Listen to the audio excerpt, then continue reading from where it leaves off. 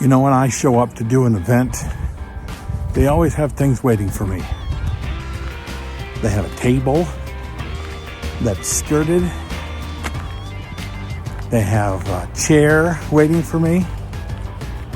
And they have the caterer coming out to ask me what I want to have for dinner. Hi, it's Bill. It's a creative license. Thanks again for being a part of my little dog and pony show, walking around the neighborhood while it snows a little bit. I feel like Charlie Brown catching snowflakes on my tongue. The reason I'm talking about this is, this happens to you too, right? I mean, there's a table waiting, there's a chair waiting, there's a meal ready to have you fed.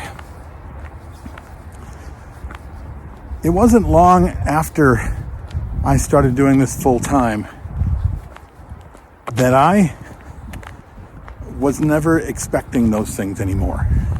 In fact, when they were waiting for me, I went out of my way to tell the facility that it wasn't necessary. I don't need a table. I'm self-enclosed. I know what I need. I bring it along. I make sure that I can make the smallest imprint in the area that I need to be in. I don't need their equipment, but thanks to the table. That makes them look at me funny. But okay, sure. Then I take that chair and I put it back where the table is. You go, well, the table's for you. That chair is for you too. Yeah, no, I don't sit. You don't sit. But what if you get? I mean, all the DJs expect a table and a chair. Not me. Thanks anyway. So okay, where would you and when would you like your meal brought to you? I'm not eating. You're not eating? No. Well, you're getting here at like noon. You're not going to eat with the guests? No, I'm not. And I've only had one caterer ask me why. And I said, well, if you're going to sit down with the guests, make me a plate right next to you. Otherwise, no, I'm not going to eat with the guests. Why do I do this? Well, number one, the table. I want to be sure that what I bring is what I need, and the table I have is not going to break, and then I'll have whatever I need wherever I need it. I don't want to depend on another company to help me make good on the promises to my clients, so I bring my own table. Why don't I eat? You know, I'm the master of ceremonies in an event, and for me to eat while I'm doing my job, it just doesn't look good. I got to have a microphone in one hand and a chicken leg in the other.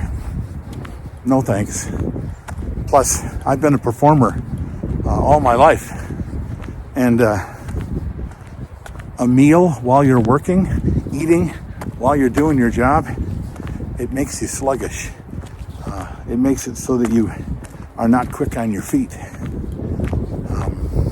If I can't get through a day without food, then I'm not. I have different problems than I'm a little hungry while I work. Plus, sets me apart, doesn't it? These three things are expected from every DJ, apparently, because they just expect it to happen. And a chair? Again, I don't sit down. I'm the most visible person there. I'm going to be standing.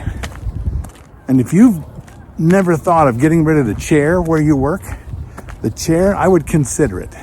And this is why I would consider that. Because every single solitary couple that hires me for their wedding says to me, we're hiring you because you're different. We want something interactive. We don't want a DJ. Well, I'm like, well, I'm a DJ. No, you don't understand. We don't like those DJs that just sit behind their tables and push buttons. This is what everybody thinks. If I sit down for even a moment, at one of my events in sight of my clients, then I'm one of those DJs that sits behind my console and presses buttons. I'm trying to show up different. And when I do show up different on just those three things, and there's a lot of things I show up different on, but if you show up different on one or all of those things, you will start to feel different. You'll start to be different. People will start to see you as different. And all of a sudden, you're going to be down a path of being different that will open up a wide path of evolution in your DJing career. What do you think of this? Reach out. Let me know. Don't forget to be really nice to my sponsors, and I'll see you next week on Creative License.